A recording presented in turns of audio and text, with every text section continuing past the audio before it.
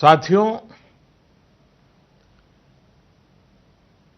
आपसे मैंने जब भी जो भी मांगा है, मुझे कभी भी देशवासियों ने निराश नहीं किया है।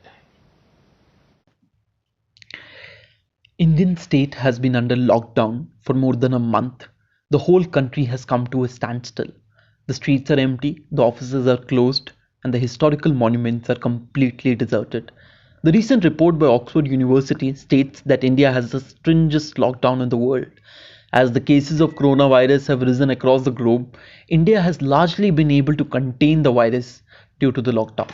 A key role in the success of this lockdown has been played by Prime Minister Narendra Modi's public address. PM Modi has always had the tendency to directly address the public in his grand rallies or through his Mann Ki Baat programs.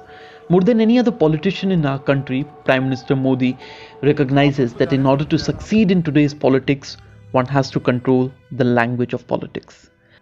Language thus becomes an essential tool to understand the phenomena of Narendra Modi. In his first address to the nation about the pandemic, PM Modi's speech could have followed many prevalent patterns among world leaders, such as that of the Canadian Prime Minister Justin Trudeau, who announced, "Hard truth is that people are out of work because of this crisis and worried about what comes next. So I want you to know that we'll be there to help you. Our government is doing everything we can to be there for you.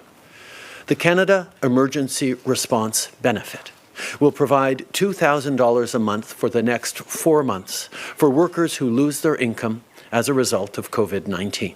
If you've lost your job because of COVID-19, whether you're full-time, contract, or self-employed, this new benefit will be there for you." or the less articulate and more informal address by Donald Trump. It's a very important day. I'll sign the single biggest economic relief package in American history and deliver urgently needed relief to our nation's families, workers, and businesses.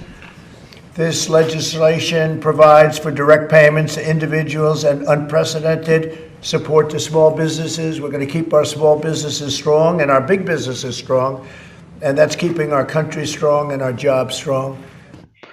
The structure of the public address was similar in the case of both Justin Trudeau and Donald Trump. The speech began by acknowledging the gravity of the problem, then went on to present a financial package that will benefit the citizens of their country during the pandemic. These schemes were meant to put money directly into the hands of the people. With the first few words of his speech, Prime Minister Modi changed the pattern of address around the pandemic.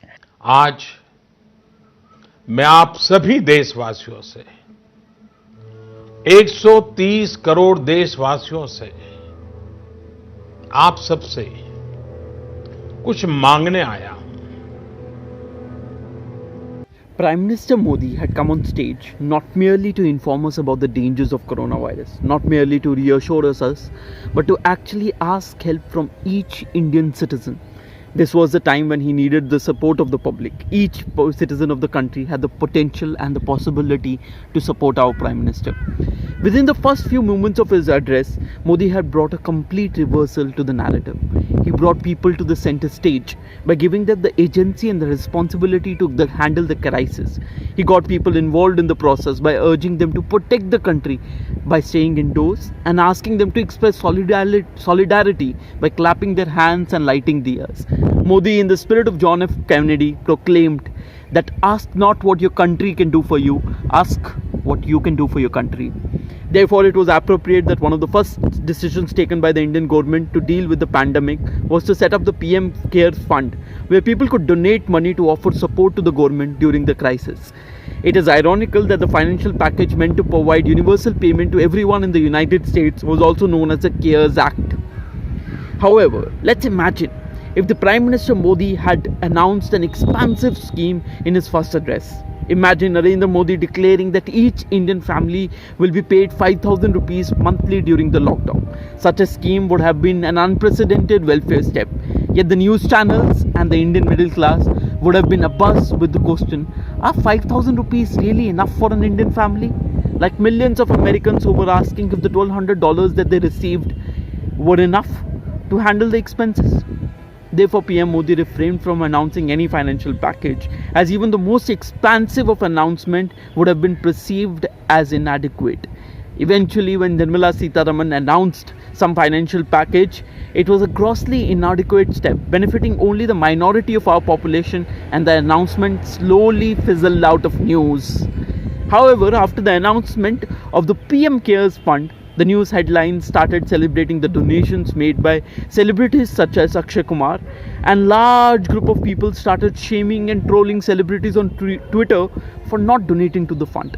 The Prime Minister personally tweeted and thanked each celebrity who donated to the Cares Fund, and even the average citizen, influenced by the words of the Prime Minister, stood up to donate 10, 20 or 100 rupees for the country. And if he could not even do that, he could at least stand up with his fellow citizens, clapping his hands and lighting diyas. Thus, with the brilliant use of words, Prime Minister Modi changed the narrative around the pandemic. It was not about what the government, with all their resources, could do for the public. Instead, it was now about what you, in this moment of crisis, can do for our Prime Minister. If you enjoyed the video, I would urge you to press the like button and also comment on the video. And for many more videos like this, please subscribe to my channel.